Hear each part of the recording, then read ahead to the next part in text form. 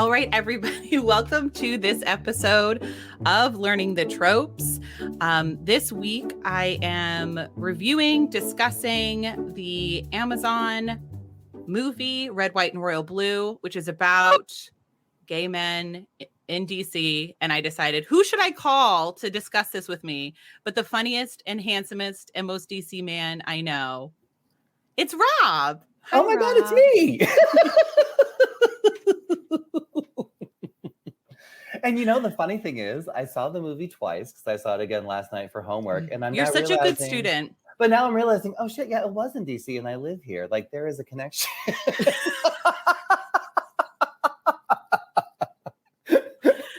mean, it's DC, it's London, it's Austin, but It's you know, Paris. It's a lot. It's a lot. It's a lot of places. But I was just, when I was thinking, I was like, you know, we probably should talk about this because this book is one that we reviewed really early on the podcast, back when I had a co-host, Clayton, RIP.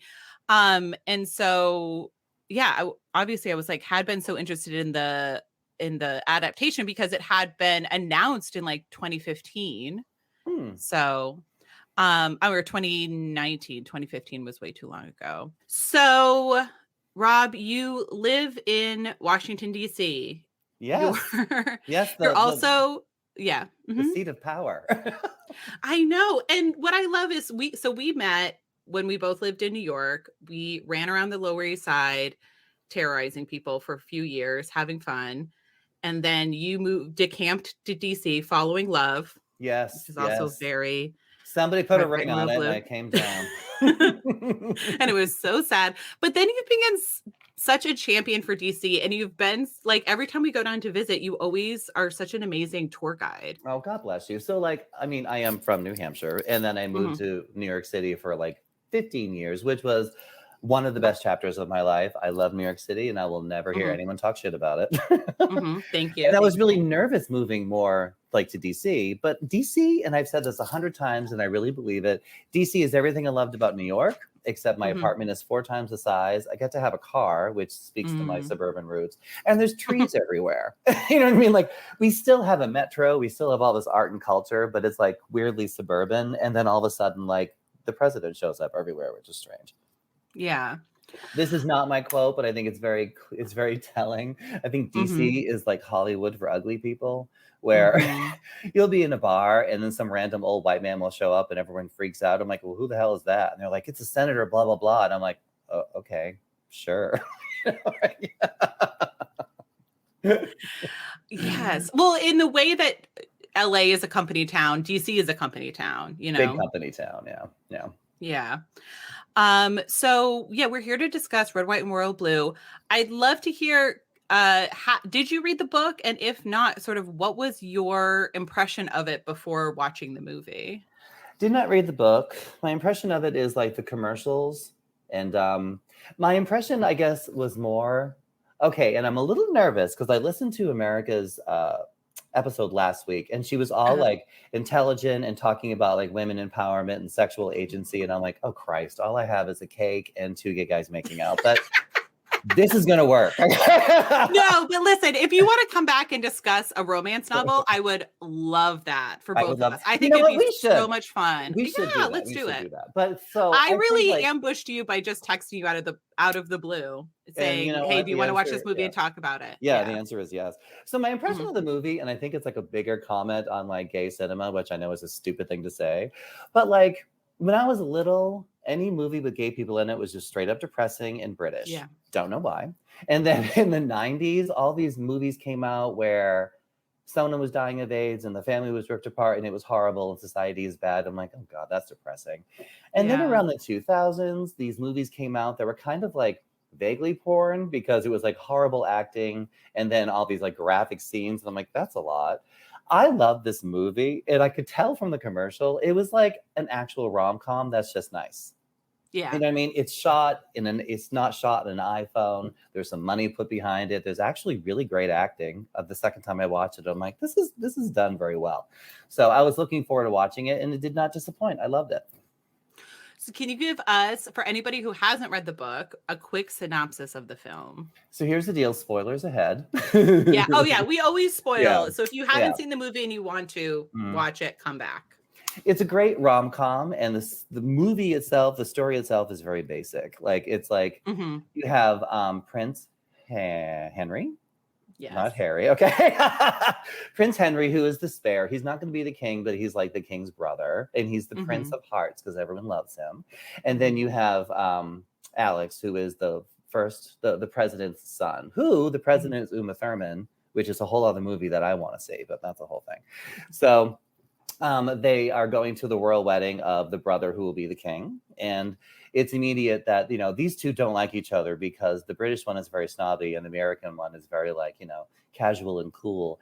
But the second they're in the same room together, you can feel it, like they're gonna bone. A kerfuffle happens at the royal wedding, and there's a 75,000 pound money-wise cake that falls on both of them, and then it causes like an international scene because they ruined this massive expensive cake and there's all these cameras. So the president says to her son, like, listen, you're going back to London and you're going to play nice and just pretend you like each other for photo ops because I'm getting elected in a year and you can't mess this up. So he goes back to London, and there's a series of photo ops and interviews, and they still hate each other, but you know they don't. And then and then they're in the, and then there's the classic trope. So I think the first trope is learning them. You know, they kind of hate each other, but you know they don't. That's a trope. Yeah. Right? Yeah. So then enemies to lovers. Yeah. There you go. And then they're in this hospital thing, like you know, reading to sick kids. And there's like the tropey scene where one of them is watching the other one talk to a sick kid and thinking, oh my God, he's so gorgeous. Of course. They get shoved into a gorgeous closet. and caring. Because he's good with kids. And he's thin and has eyelashes for days. And they get the eyelash acting in this movie is top notch. I mean, on point. Those are insane. That's Maybelline, like, you know, America's Next Top Model stuff. Yeah. Yeah. They get shoved into a closet, not metaphorically, because there was like a gun shot or whatever. And in the closet, they're squished together, and then they had kind of hash out why they think they hate each other, because the British one was rude to him at an event 2 years ago, and he took it as an offense. After that, they become actual friends. Then they start texting back and forth, which I love those scenes. I think they were shot really cleverly. Like Alex was like running, you know, and the texting was like in bubbles all around him, and it was so cute. You can have their conversations. It was nice. They had a couple more meetings until the eventual makeout session at the New Year's party, which was very lovely. And then they kick it off. They're like together. And then, of course, that's the good part of it. And then the press finds out, the bomb hits, and then they're kind of separated, and you don't know if they're going to get back together. But in every good love story, you know, they're going to make it happen. They come together at the end. The American president mom was like totally fine with it immediately. And Alex has this big press we're going to talk about that. We're going to talk about that. Because that was a lot. Yeah. So Alex has a press conference in America saying, like, listen, I love him, and our privacy was breached, and that was not cool, but I'm not ashamed of who I am. Good for you. And then the British one, and then he flies to Britain to be with his boyfriend, who has to come out to the king, which is a great scene, because the king is like, no, we're British, we don't do this, and we're just going to put it under the rug. But then there's all these crowds outside the palace, which was so rom-commy and so stupid. And I got to tell you, I hit it right in the nail for Uncle Rob, because I'm like, oh my God.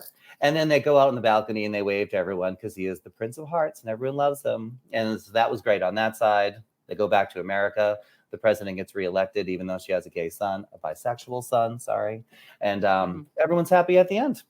Boom. Was that a good recap? No, that was so good. Yeah. Yeah. So you touched on it a little bit, kind of like what it meant for you to watch just a happy rom-com where nobody dies of AIDS, and you know, like, do you want to talk any more about that? Because obviously that's not I'm like a straight cis woman. I don't have that experience. I mean, I do think I have the experience of like not seeing myself reflected very often in media, but I think not obviously to the level that you experience. What are you doing? This accord I have to do. Okay. My experience is, it's not like, I mean, I'll say it. I don't want to come off like I was a sad, horrible person in a dark place. That's never been my experience. No. Like, I always knew what I was, and I actually never got the memo to feel bad about it. So, okay. But growing up, like you didn't see gay people on the media at all. Like it just wasn't done, you know. And then all of a sudden, gay people start popping up on like the old-fashioned Donahue and Oprah Winfrey shows. But there were always like fist fights and people screaming and drag queens, and I'm like, I don't think that's me. You're like, I'm not connecting with this Like experience. this seems like a lot. I don't know, you guys. Okay. And then, as I said before, then all the movies came out with all these sad, depressing things, and I'm like, oh my god. My big story actually was in 7th grade in sex ed class. This is actually quite dramatic.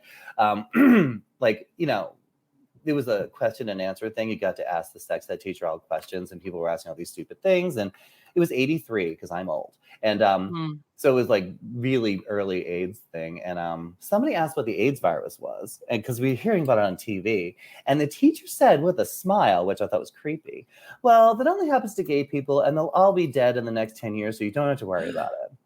And I remember sitting in that chair and I'm thinking, that seems wrong. Like, I don't know.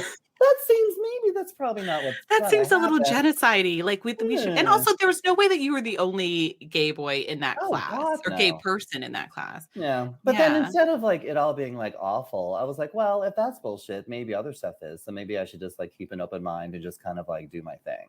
And here we go. 40 years later, I'm a well-adjusted married man. So there you go. I also had the gift of beautiful, wonderful parents who tried their best, and it turned out that was perfect. So I've been lucky. Yes.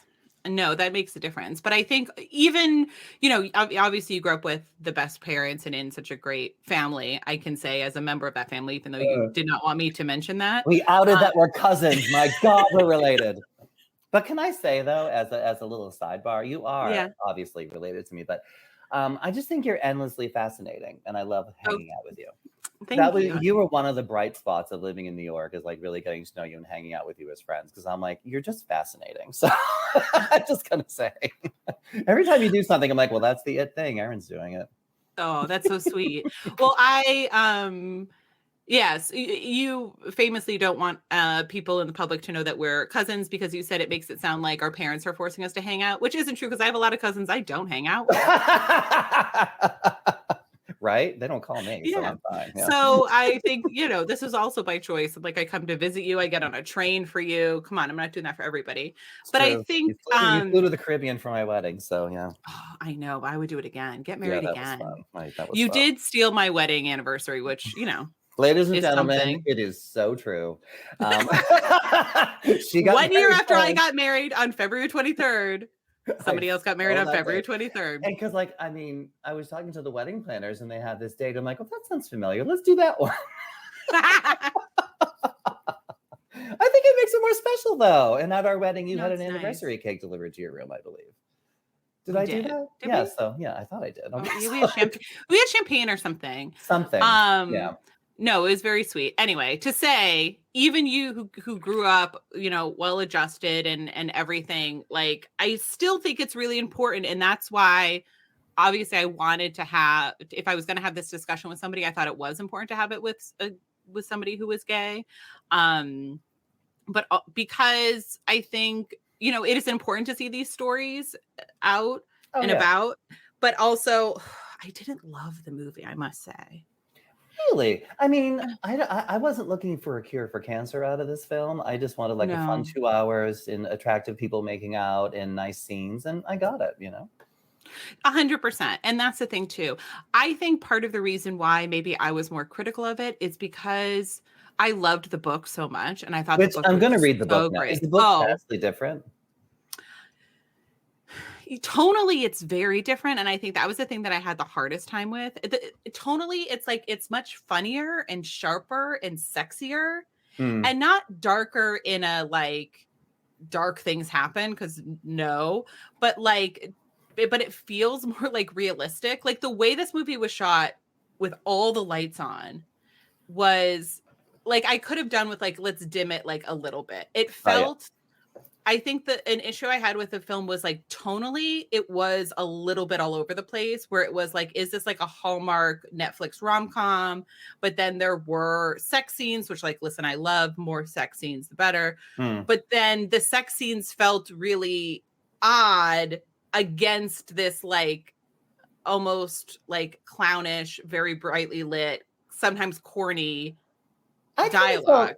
felt kind of the opposite. I thought they kind of Oh. worked. Like it wasn't because like coming from a place where you would watch stuff where either it was like people like full too graphic, wow, that's a lot, or like in a barn ripping their clothes off and crying because their parents are never going to talk to them again. I thought this was like kind of some sexy kissing and a little hair grabbing, and I thought it was kind of nice. Like, and it wasn't too graphic, but it was enough to be like, okay, I know what's going on. I Oh thought it was well yeah. done.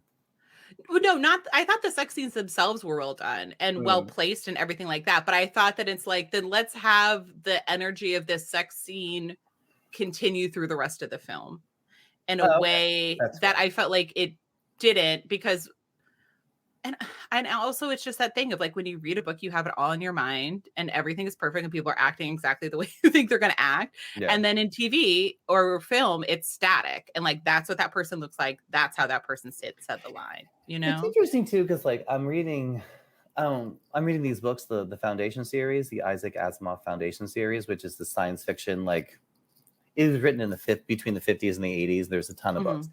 And now there's an Apple thing about it, like an Apple show about it. And the show was great, so I decided to read the books, and now I'm reading the books, and they're vastly different. The show is obviously an adaptation, but you're right. It's not what I thought it would, but I like it as a separate entity. So maybe you could Mhm. like the movie as a separate entity from the book.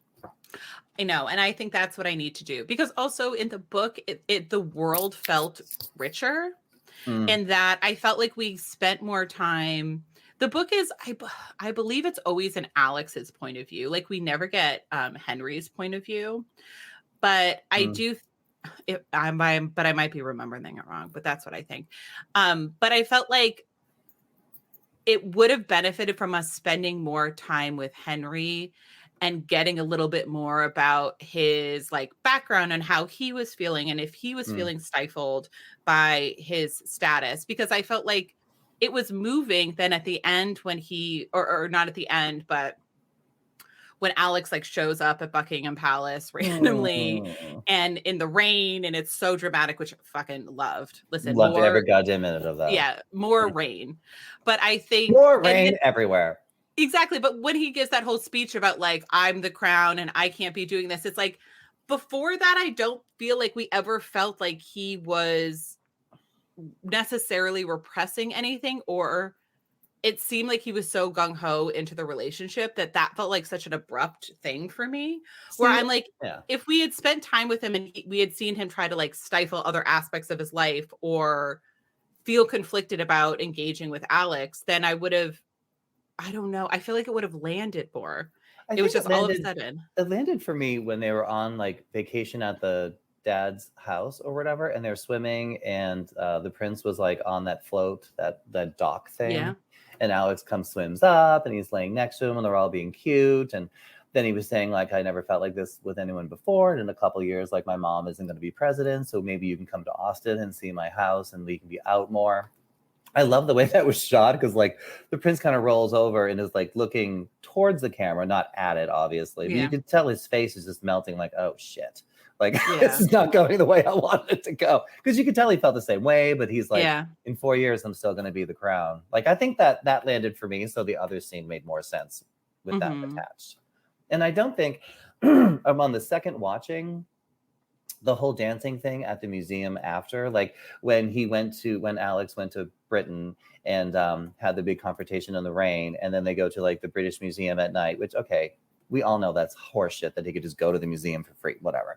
But they're dancing and stuff, and they're having that moment alone and everything. I'm like, oh, that's so sweet. Like you could tell that was the whole "it's gonna all be okay" moment for me. Oh, that's a beautiful scene in the book, and I thought that was a beautiful scene in the film too, at the Yeah, Victoria and Albert Museum. yeah, And you do have to suspend disbelief because at the end, when they're both riding bikes in a suburb of Austin towards a house, and I'm like, okay, so the crown prince and the son of the president have no security. Like, I'm yeah, nervous. yeah. And they show Can up we at a get a house. van following Yeah, them? and they show Yeah. up at a random suburban split level home that no one's lived in for ostensibly 4 years. And okay, is there food in the fridge? Like, what are you gonna do? Right. Like we still have all of our furnitures here. That's Yeah. weird. Yeah, yeah. It was cute though. I did like it.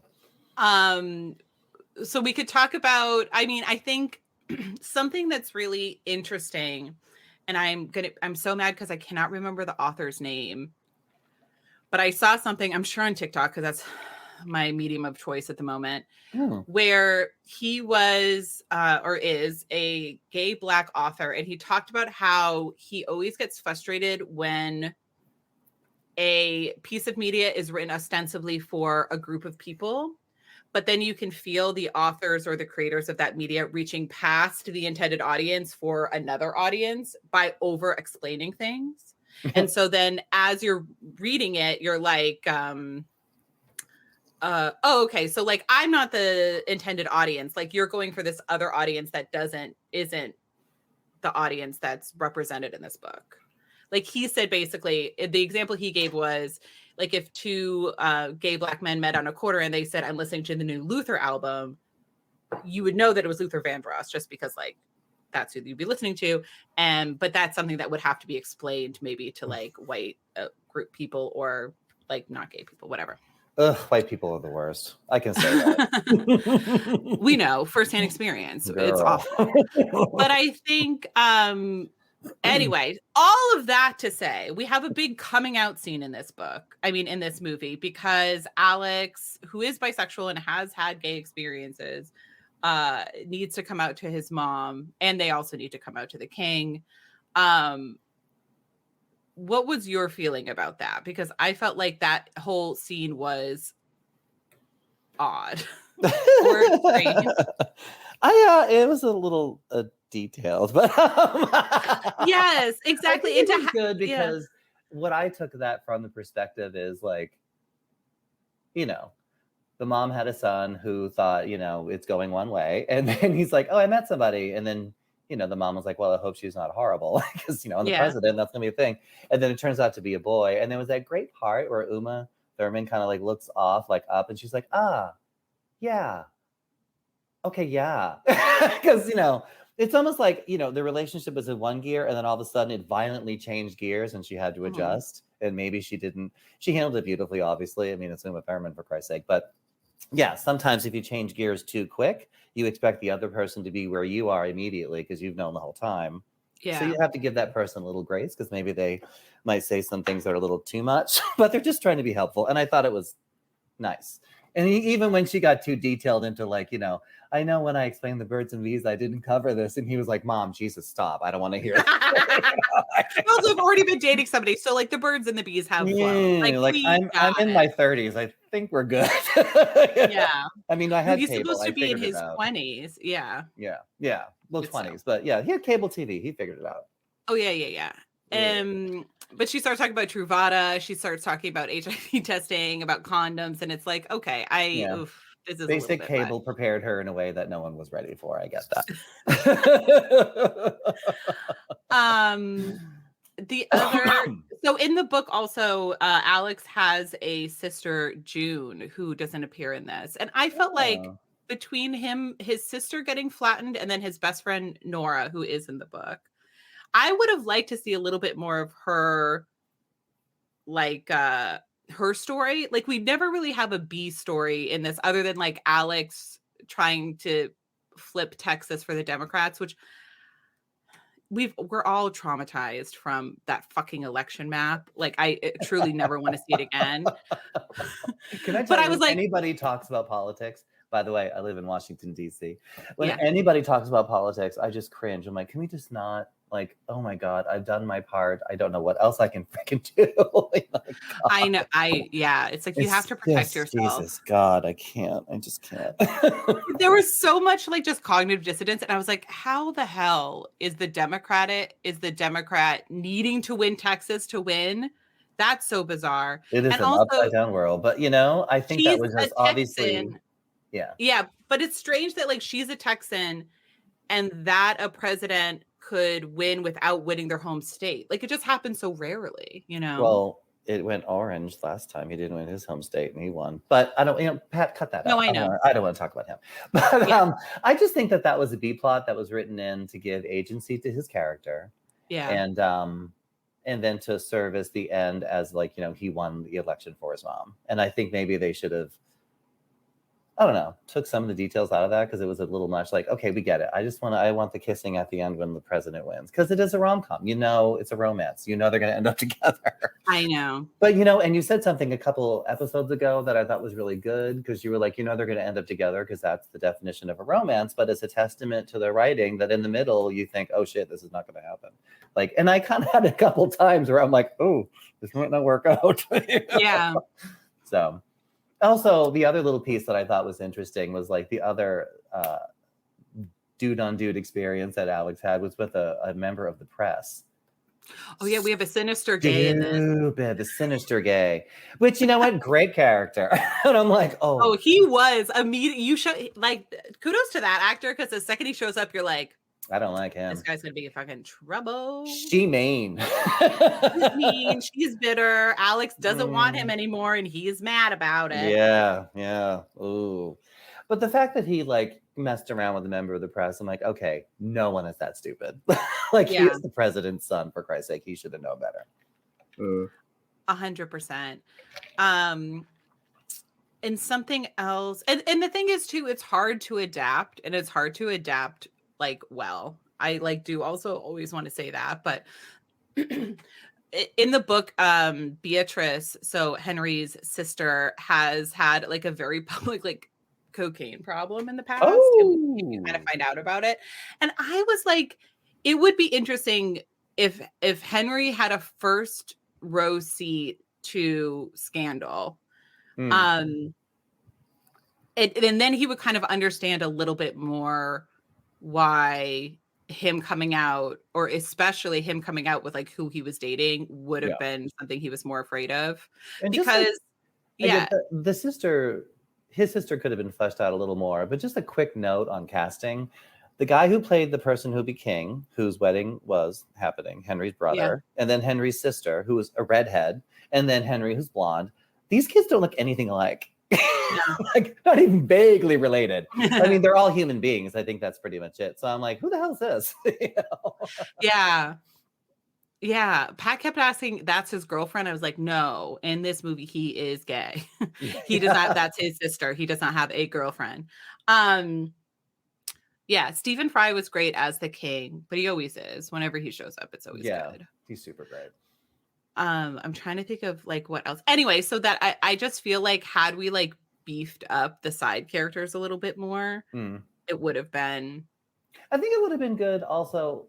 And then on the second watching, I kind of gleaned this a little more. Like, you only have a certain amount of time. It was a 2 hour movie. Like, it was not long, but it was a movie.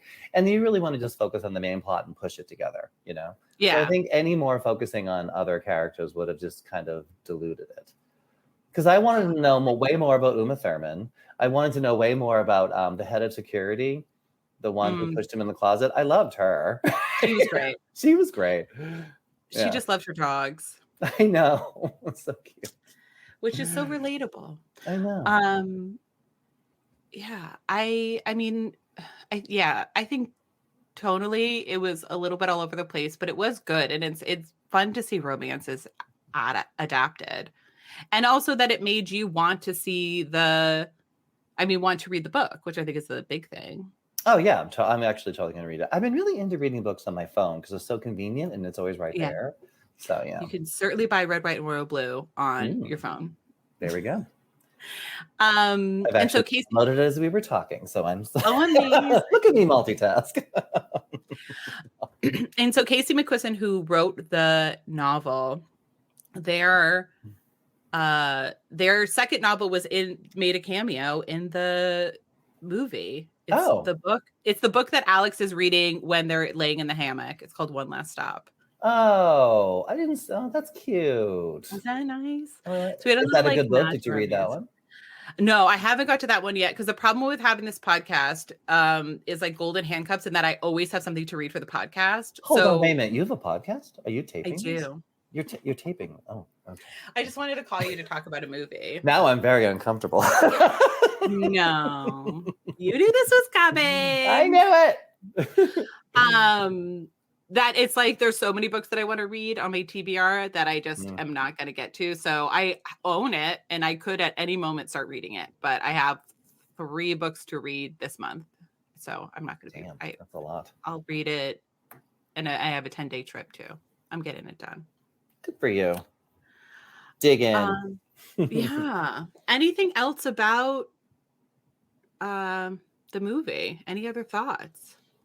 I just thought it was great. Like I said, I love the way it was shot, which I know sounds weird because I'm not like a director or whatever, but I love like the whole kind of romance part when they were like texting each other and Alex was jogging and the text bubbles were going all around. And as he's jogging through the park, Henry was sitting on a bench, like obviously not there, but like talking his part. And it was just really interesting. And they were in the same room together texting, but they were actually talking to each other with the text. I thought that was really great. I thought it was very well done. I think that's really hard too, because it is like a bit of an epistolatory romance in that they kind of fall in love through texting each other. Because they were both in their safe spaces. It wasn't all like up in front of them, you know? Yeah.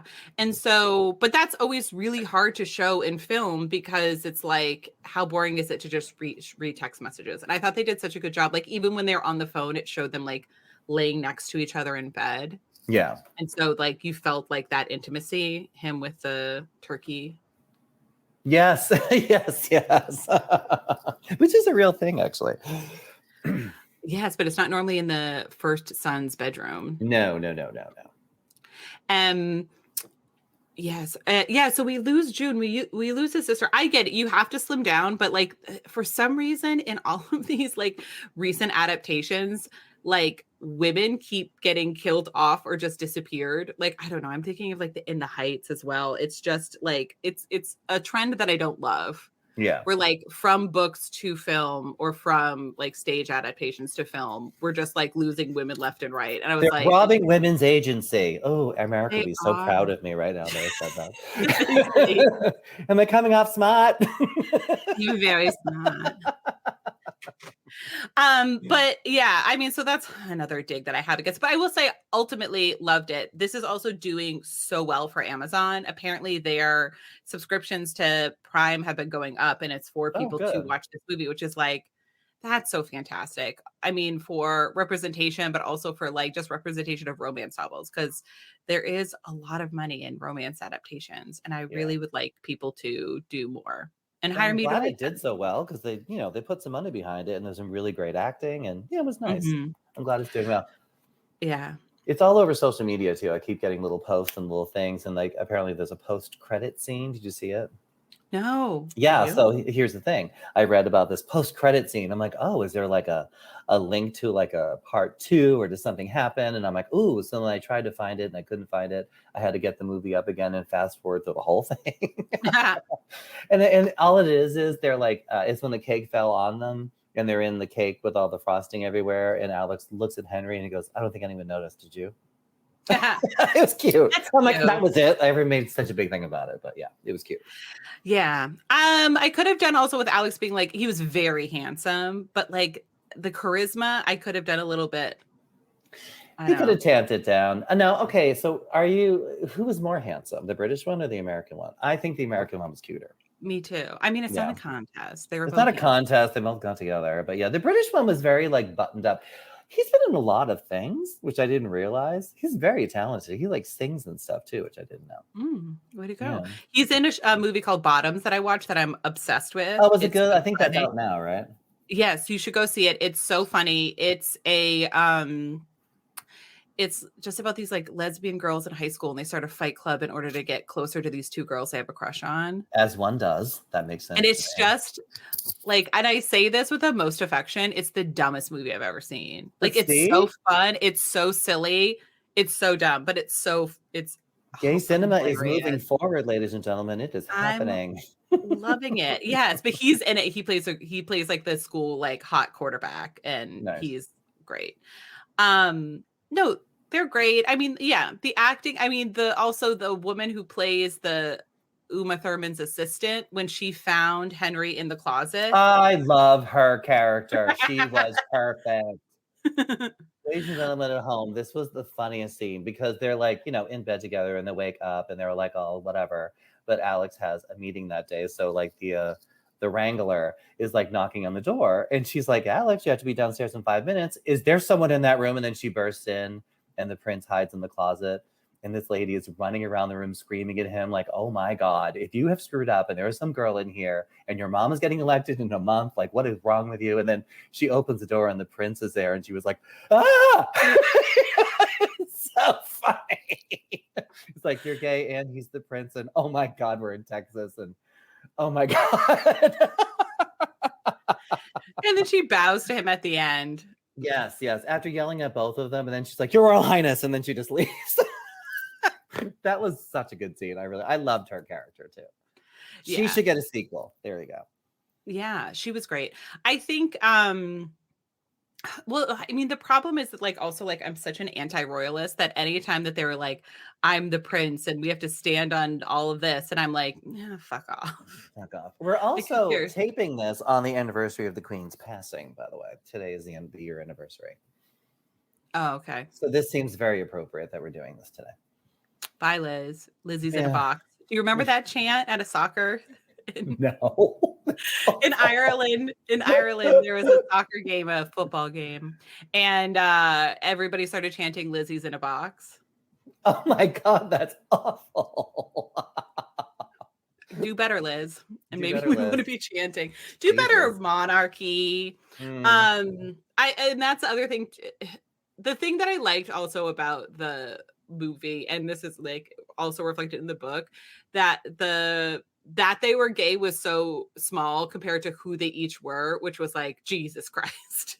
Like, oh this my is God, the worst possible person for you to be doing this with. And so it wasn't just like, what if he's gay? It's like, what if he's gay and he's dating basically the most famous other person? That's, like, you know what? Okay. Worst possible person to be edit dating. that to the beginning of the conversation because that's a huge point. The story wasn't about them being gay. It was about them being like the president's son and the Prince of England. Like that's what the real, that's a huge point. Yeah. Yeah. That was really difficult because I mean, why anyone would ever marry into that family is Jesus Christ, I know. Beyond me. They seem like they seem like nightmare humans, but then also like all the things that you have to do. They seem like nightmare humans, but they're because they were born in like a glass cage and have been stared at and told that they were special. I mean, it's kind of a little bit their fault, but maybe a little bit not their fault. Like it's a horrible situation. I mean, it's child abuse. I mean, clearly this is child abuse that goes into adult abuse. Oh yes, but also it's almost like Britney Spears. Like even though she wanted to turn it off and she took a dump on the VMAs, no, she's still famous. Like you can't turn that off. People are still gonna be rooting through your garbage and looking at stuff. So right, you can't turn off the fame, but also I think it's like, I don't know. I just feel it. I feel like it's so strange because even when they're talking about like an $80,000, or 75,000 pound wedding cake, I'm like, wow. And they have to fundraise in the UK for like to pay nurses and things like that. You know what I mean? Like that's always the thing is like the extraordinary excess where it's like you could also just like step away from this. You could turn over a lot of the money you get to the state and still be millionaires. There's this great podcast called it's about the British Museum, and it's like what the British Museum like stole or whatever. And it's all the stuff that's in the British Museum that kind of had very problematic origins. But so the entirety of the British Museum. However, like it happened in 1840 when this like artifact got to the British Museum under nefarious circumstances. However, if it wasn't in the British Museum, it simply wouldn't exist today.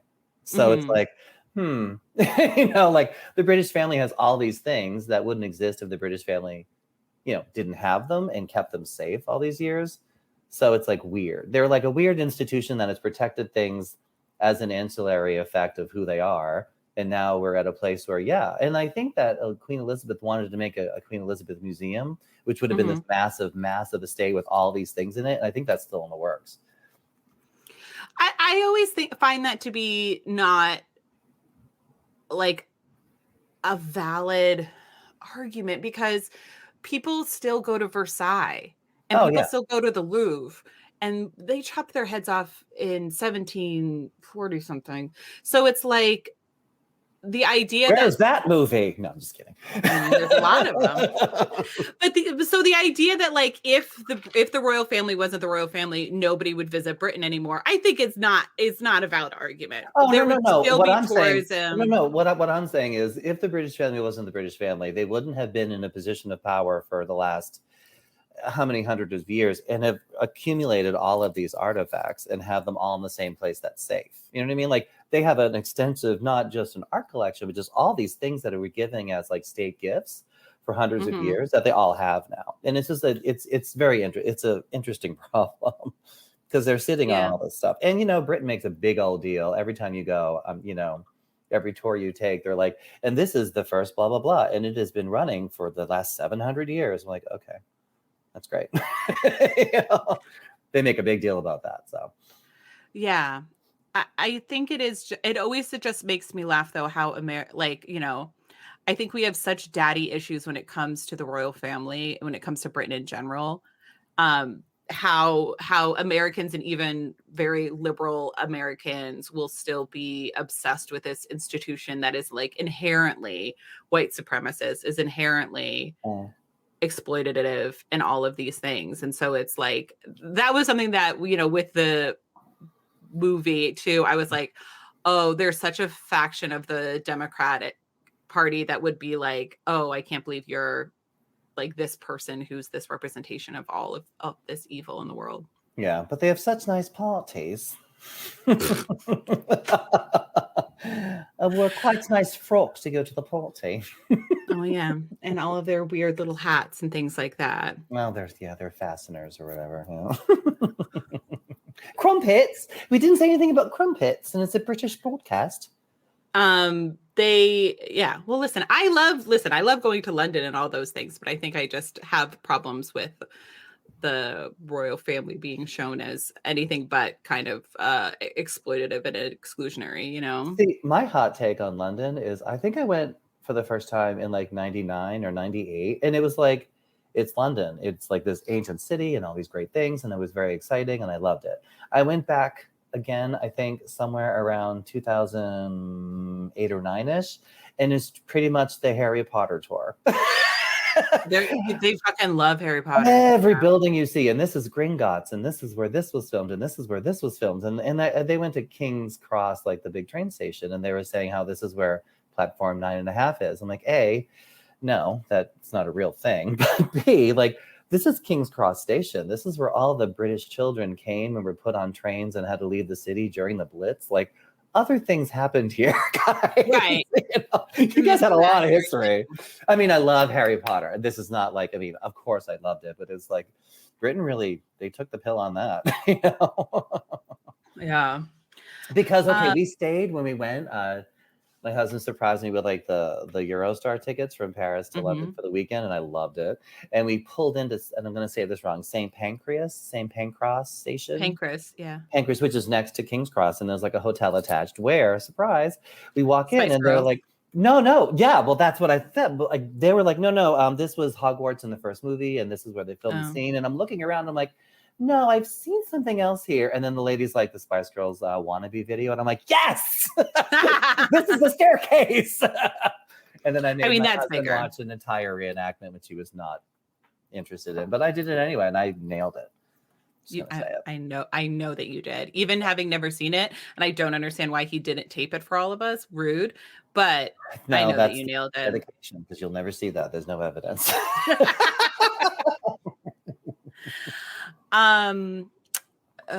Yeah, I mean, any other like final thoughts on Red, White, Royal, Blue, the monarchy, politics in America? Jesus, we touched on some things. I know it did bum me out. There was a Mitch McConnell joke, which like, listen, I love dunking on that cretin, but I was like, fuck. I'm like, in this universe, Mitch McConnell exists. That's such a bummer. I know. You know, no universe is perfect. Yeah. Yeah. But overall, we loved it. Overall, if you haven't read the book, read the book. Watch the overall, also there's something I think it was on Netflix called Heartstopper. There's 2 seasons. That's another really good one that you should watch. It's about two high school kids fall in love. They're boys, and it's just really cute and very like teenage drama-y, but of course it's like a little, everyone's either non-binary or lesbian, or there's a lot of choices in that, and it's cute. But every time they touch hands, they have a little cartoon heart that comes out, a little flower. It's just cute. Yeah, I don't know. I was into it. That's the other thing we're watching. That's very cute. That's very corny. I love it. Yeah, it's But corny. That's what I like bring it want. back. I know. I agree. Where it's like just go all into corniness if that's what you're gonna, if that's what you want to do. Because somewhere in middle of America, when there's like this poor kid with like born again Christian Republican parents, he's watching this at midnight on his phone somewhere, and it's impactful and it's doing something good. So amen for media. Like that's what I think this movie is probably going to be like the best for. I mean that's that. There's nothing to say after that, but I agree 100%. And so you're swooning about Heartstopper, which I have been hearing a lot about, and I do need to touch. I wouldn't say swooning. I say cute. Oh, no, yeah. Okay, what have you been swooning about lately then? I feel very smart that I'm finishing up the Foundation series. I love that. Good job. And I just had a little road trip back to New Hampshire, and I listened to Pride and Prejudice, the unabridged 10-hour audiobook version with Kate Beckinsale. Because I don't think I've ever read the book, and I'm like, I'm on this car ride. Let's try that. And I felt very fancy about like listening to the whole thing and understanding what the hell was going on. Did you like it? What was your experience of Pride and I Prejudice? liked it. I just thought it was written in the 18 whatever. So I'm like, yeah, it was good though. It was really good. And I think you had said in one of your episodes about how like this was one of the seminal works that like made a lot of other things possible. And I could see the root causes of a lot of the books you've reviewed in that book. So yes. She really broke the mold, especially with that, because that's such a primal story that keeps getting retold over and over again. Exactly. And that's why I really like the Foundation series, because you're reading it and it's actually Asimov wrote it as a series of short stories that appeared in like science magazines in the 50s. So the original 3 or 4 books are short stories cobbled together. So they kind of are disjointed. Like when you start a chapter, you think, did I miss a chapter? Like this is a big change. But he drops little things he drops are like the foundation for like Star Trek and Battlestar Galactica and Logan's Run. Like everything you read is like, oh, that's where they got that idea from. So I found Pride and Prejudice was the same thing for romance novels. Right, where you're like, let's go back to the beginning. And she was a contemporary author. She was writing what she saw. Yeah. Always named the hottest character Jane, which I thought was a flex. I appreciate it as a Leo, I get that. Amazing. So you'll come back and do a book with me? You know what? Let's do that. However, I'm just going to be really honest. I can't read a book as fast as you can because I don't have enough time. But let's pick one and give me like a long ass time to read it. And then, I'll totally do that for you. I love that. That's what I do with kind of everybody is I give them a book and then they tell me when they're 3/4 of the way done. And then I start reading it. And then I'm done. Because you need like a half an hour and you're good. I've gotten so good at reading so fast. Like now I can finish a romance novel in like 3 days. Nice. Normally. I go to bed so early and then I read for like 3 hours. What's so weird too is I'm starting a new job and I've just been going through this like interview process, and I've been doing a lot of research so I can sound intelligent when I talk to these people. And I've noticed myself like, oh, I'm reading faster and retaining better now because like it's a muscle. If you don't do it all the time, you don't become illiterate, but you just kind of like lose the flex of it. So yeah. Well, yeah, and having that level of concentration too with reading. But I read everything on my phone because it's just easier for like the subway, or if I'm like waiting for somebody to always just like have it on my phone. Like I would love to be that person with a book and just clutch it and cross the street and look both ways, but no, it's on my phone. I can look it up. Like if I'm waiting for somebody, I can just read it like a couple things, and it's just so much easier. Sometimes I do when I'm like at a bar I'm like, I do wish that I had a physical book because I feel like you would look so much cooler if you have a book. And I'm just like on my phone and like nobody knows I'm reading a book, which is upsetting. Yeah. As somebody who reads in public, I need everyone to know. So so that's the time where I'm like, I wish I had like a book, or like on a plane or something, I'll read like an actual book. But otherwise, it's just on my phone. It's just easier. And then it's great. For years, I would always get a book when I was in an airport and read it during that trip. And then I always discard the book. I don't know where those books are anymore, but I like them on my phone because then they're there after and you can kind of see them again. Yeah, you can go back to them. That's my favorite thing to do whenever I arrive somewhere that I've never been before, is to like find the independent bookstore. And then I always ask them, I was like, what's a book that you think like exemplifies like this area, like this town or whatever, that See, makes you okay, feel this way? that's why I love you. You're so interesting. I never think to do that. I get to a new place, I'm Yeah. like, where's the bathroom? And I need coffee. That's Oh, what those, I would say the bookstore comes after both of those things. But I yeah, I would walk in do. there like fully flushed out and with a coffee. And then I Yeah, ask the okay, question. okay. You And end up and with such good books when you are asking, somebody different, kind of like what they would read. Cause, mm. I also read a lot of David Sedaris, which I absolutely love. And I just Mm. realized on his last novel that he put out that I read on my phone. I've read so many of his books, and all of his writing is very like about himself, that I feel that I know his family. Yeah. And this last book, like spoiler alert, like his dad passed away and he talked about that, and Tiffany passed away Mm. years ago and he's talking Yeah, about yeah. that. And I like literally felt that loss. It's so weird. Oh God. I always think of that when he wrote about after his mother passed away and then his father got the young Great Danes. Yes. Oh, Yeah, that's well, they had the devastating. first Great Dane when the mother was alive, and then when that Great Dane died, he mourned over it like he couldn't mourn for his wife because she wouldn't allow that. And then he got the second Great Dane, and it was like too big for him. And David was like, it's like he has the younger girlfriend whose energy embarrasses him because it's obvious that he's trying to replace something. I'm like, oh God, that was so poignant. Yeah, Yeah, he's so good at it. It's so so hard to good. write that. Yeah. Yeah. We love David Sedaris. I mean, so that's a lot of swoons. And also, anybody listening, if you have an idea for what book Rob should read, because will this be your first romance novel? I read a romance novel when I was in high school, only for the dirty parts. Which And one did you read? I Was it forget what it boys? was. I forget what. No, it was a girl and a boy, and I forget. I Mm. just remember like the girl had a lot of like bodice ripping and a lot of like making out, and we thought it was hysterical. That's all I remember. Okay, that's hard to nail down because that is quite a few. Also, there was a protagonist, and they ended up together at Mm, the end. Does that help at okay, all? Yeah. this is going to be tough. Mm. Okay, so it'll be your first kind of modern romance. And do you want to read a gay romance? MLM? No, I don't care. No, I'll read whatever. Oh. Well, I think it'd be more fun too. I don't read a Yeah. ton of gay romances, so it'd be fun to dip in. I live them, darling. I don't read them. Oh, okay, I'm sorry. I know, and maybe when you come back and you can tell us the story of how you met your husband. Yeah, yeah. Oh, that's actually a good Maybe. story. It's very It's such nice. a good story. And I love yeah, Yeah, maybe don't we'll tell it. spoiler alert that. I'm not gonna spoil it, but you're gonna come back. Thanks so much for joining me. I love you so much, even Oh, if you I weren't my love you so cousin. much. No, I love you so much. And this was like wonderful. And I'm so honored to be on your show because I love it. I listen to it all the time. I'm a long-time listener, first-time caller. You do. I didn't know that you listen. I don't for I some reason. download it. Okay, I'm gonna be super honest. I download it every week. I listen to everything with Clayton in it, and then I kind of fell off, even though I still download it because I want you to get the numbers. Oh, that's a And I listen to common occurrence. yeah, I drop in a lot and I listen to it. I like it better now that it's just you because then you and I fall into this trap where I assume we just spoke a moment ago because I listened to you for an hour and a half. So so at the It's beginning of so this hard. conversation, we're like, oh, we haven't really spoken in a while. I'm like, no, I talked to you. Oh no. That was the podcast. I have that where like a friend of a friend who I had met and like hung out with a bunch of times ended up moving to LA, and she started a podcast that I listen to every week. And so in my mind, we're very close friends now. Yeah. She does not know me at all.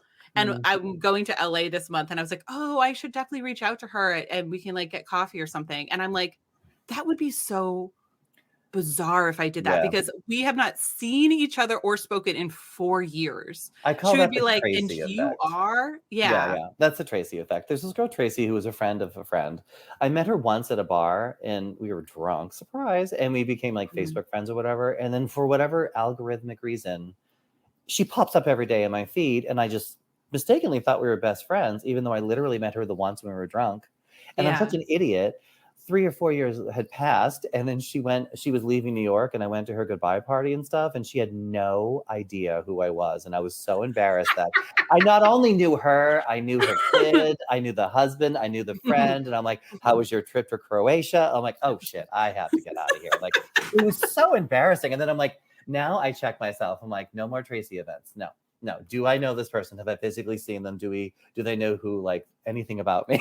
Right. Do they know who I am? I think that's the bigger thing, because I feel like I could hang out with her and I'd be like, so you just had this breakup. Tell me about this. Tell me about that.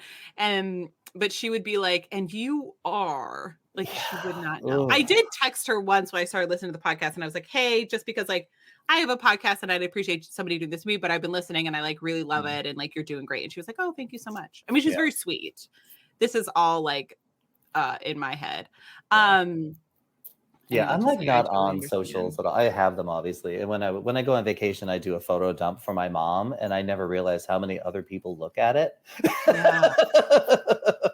Oh my God. I do. Whenever I travel to, I always do a photo dump, because you know what? I know it's like, maybe it's cringy, but it's like, I'm experiencing all this and I do want it to kind of like be out there, and if people do care. And then I did that when I was away this summer, and somebody said to me, they're like, I had to mute you because I was getting so stressed, like seeing your trip, and I was comparing, and it really like brought me to a dark place. And I was like, oh, I'm like, Jesus, well, I'm so that's a lot on them. sorry. I know that's a lot also to tell me. It's like, also, if you mute me, you mute me. Like, I don't know. I don't care. Like, don't tell me. But I was just like, oh, I'm so sorry. But also I'm like, you know what? I had many years where I couldn't take a trip, and now I can take a trip that I planned for 3 years. Like, I'm sorry, you're getting fucking pictures, Yeah, I did a photo dump every day when I was on vacation for my mom, like I said. And then I was getting comments from like my best friend from like 9th grade. Her dad was loving it. And I'm like, Mr. Taylor's watching my And then I'm like, well, now I can't stop, because it's not like, it's just weird. Yeah. But it was all right. Because now there's an expectation and all of that. It was all from a place of love. I hope I didn't depress anyone. Jeez. I know, but it's like that seems like a you thing. Some things like, are I'm you. Sorry. Yeah. Right. And it wasn't like I was tagging her in all the photos, like yeah, exactly. I wish you were here, know? Exactly. Yeah. How is my background, by the way? Since I'll be working from home now, is this an appropriate background? Gorgeous. Or should I take it's stuff great. out? Yeah. Yes. And if this is still a part of the podcast, if you guys want to, on our Patreon, we have videos. And so you can check out Rob's background and let me know. Yeah. And let him know if it's appropriate. I think it's work appropriate. I think it's gorgeous. But I'm not a Patreon member. I should be paying for this for you. No, you don't. I'm going to make that happen. No, I'm making it happen. All right. If anyone wants to join the Patreon, if you go to Patreon and then search Living the Tropes, you can join us there. But otherwise, that's the harp part. That's me playing the harp at the beginning of every episode, ladies and gentlemen. Oh, wow. That is, a harpist. I forgot to mention. Yeah. Now you guys understand also why my friend Tamara one time, she was like, I get so stressed when I hang out with you and Rob because you guys talk too quickly to each other. And she's like, and I feel like I have such a hard time like jumping in. I've been trying to end this thing for 10 fucking minutes. So. Happy reading, everybody. Happy reading. I love you. Bye.